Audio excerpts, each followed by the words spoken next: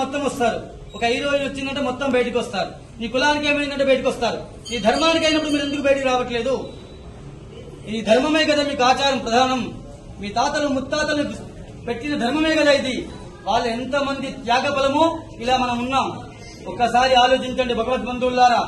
కులం గొప్పదా ధర్మం గొప్పదా అంటే ధర్మమే గొప్పది. మీరందరూ వచ్చారు కదా ఇక్కడికి.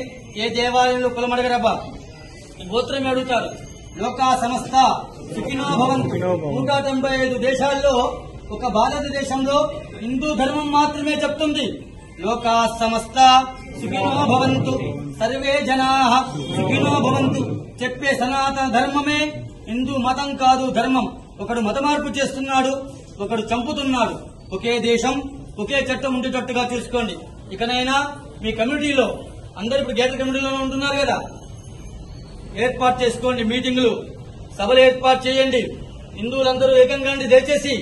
లేకపోతే బంగ్లాదేశ్ పరిస్థితి మనకు కూడా పడుతుంది. పాకిస్తాన్ కథం, బంగ్లాదేశ్ కథం, శ్రీలంక కథం, ఆఫ్ఘనిస్తాన్ కథం. ఈ ఒక్క దేశం సమర్థమైన నాయకుడు ఉన్నాడు కాదు. సమర్థమైన నాయకుడు ఉన్నప్పుడే ఈ దేశం జోలికి ఎవరూ రారు. ఇది గుర్తుపెట్టుకోండి. అక్కడ ఇజ్రాయెల్ ఉంది, గుర్తుందా? చుట్టూ శత్రు దేశాలే. మనకు కూడా అలానే తయారే. భగవద్బంధువులారా, భావతరాల పిల్లల కోసం, చిన్న పిల్లల కోసం మనకేం కాదనుకోకండి.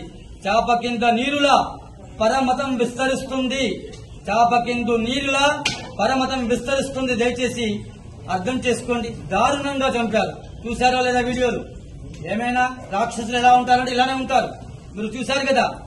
అందరూ సమానమే అనుకోకండి. హిందూ హిందూ బాయ్ బాయ్. మనం మెజార్టీగా ఉన్నంతసేపే మనకు బలం. మనం మైనార్టీలో పడితే మన గతి కూడా అదే గతి అవుతుంది, మన పిల్లల గతి కూడా. ఇదొక్కటి ఆలోచించండి. ఈ రోజు ఎమ్మెల్యే ఈ పార్టీలో ఉంటాడు, ఇంకో పార్టీకి జంప్ అయిపోతాడు. అవసరమైతే దేశమే వదిలిపెట్టి వెళ్లిపోతాడు. అక్కడ ప్రధానమంత్రి వెళ్లిపోయింది. అర్థం వాళ్ళకు ఎన్ని దేశాలు? 57 దేశాలు ఉన్నాయి ముస్లింలకు. ఒక్క దేశమైనా హసీనా పేరు ఉంది కదా, బంగ్లాదేశ్ ప్రధానమంత్రికి ఆశ్రయం ఇచ్చారా? ఎవరిచ్చారు? కర్మభూమి, వేద భూమి, భారత భూమి ఆశ్రయం ఇచ్చింది. ఇకనైనా అర్థం చేసుకోండి. ఇది పెట్టే భూమే గాని తీసుకునే భూమి కాదు. సెక్యులరిజం ముసుగులో బతకండి దయచేసి. అందరూ బయటికి రండి. ఇంకా ఎన్ని రోజులు చంపబడతాం హిందువులం? ఎప్పటి నుంచి చంపబడుతున్నారో తెలుసా మీకు? మత మార్పిడులు. ఇది కూడా ఆలోచించండి దయచేసి. మీరందరూ ఏకంగా వస్తుందిగా ప్రార్థన. సర్వే జన.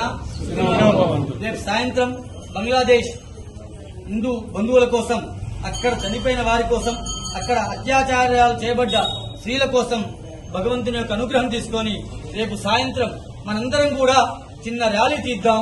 ర్యాలీ అంటే శాంతిగా, ఎవరిని ఏమనొద్దు బిడ్డ. శాంతిగా హిందువులందరం ఏకమైతే ప్రపంచ దేశాలు భయపడతాయి. ఇది ఒక్కడే గుర్తుపెట్టుకోండి. ఆర్థిక వ్యవస్థ ఇక్కడే ఉంది. ఐఫోన్ నాకు అవసరం లేకుండా నేను కొనుక్కుంటాను. అవసరమైందా?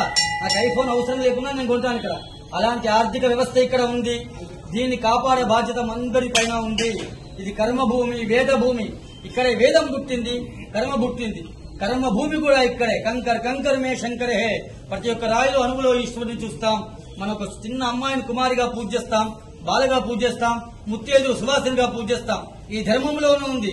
మీరు 10 మందికి చెప్పండి మన ధర్మం గురించి. మీరు 10 మందిని తయారు చేయండి దయచేసి. మీరందరూ హాస్టల్లో ఉండే పిల్లలందరూ కూడా రేపు సాయంత్రం 6 గంటలకి ఇక్కడ ఖచ్చితంగా అందరూ పాల్గొనాలి. మన యొక్క సంఘీభావం భగవంతుని యొక్క మన దేశం మీద అలాంటి ఉపద్రవాలు రావద్దని కోరుకుందాం. అలాంటి దుష్ట శక్తులని సంహరించే శక్తిని మన ఆర్మీకి, మన జవాన్లకి, మన ప్రభుత్వానికి ఇవ్వాలని కోరుకుందాం.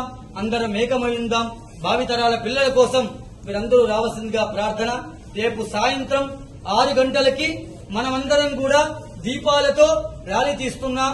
భరత్ మాతా కీ జై, సనాతన ధర్మ కీ జై, జై శ్రీరామ్, హర హర మహాదేవ అనుకుంటూ ఇక్కడి నుంచి గాంధీ దగ్గరికి వెళ్లి ఆయన చిన్న వినవించుకుందాం. వారే కదా శాంతి శాంతి అని చెప్పి పాకిస్తాన్ ట్రైన్లో పంపించారు. వారికి చిన్న వినవించుకొని ఇకనైనా ఈ శాంతి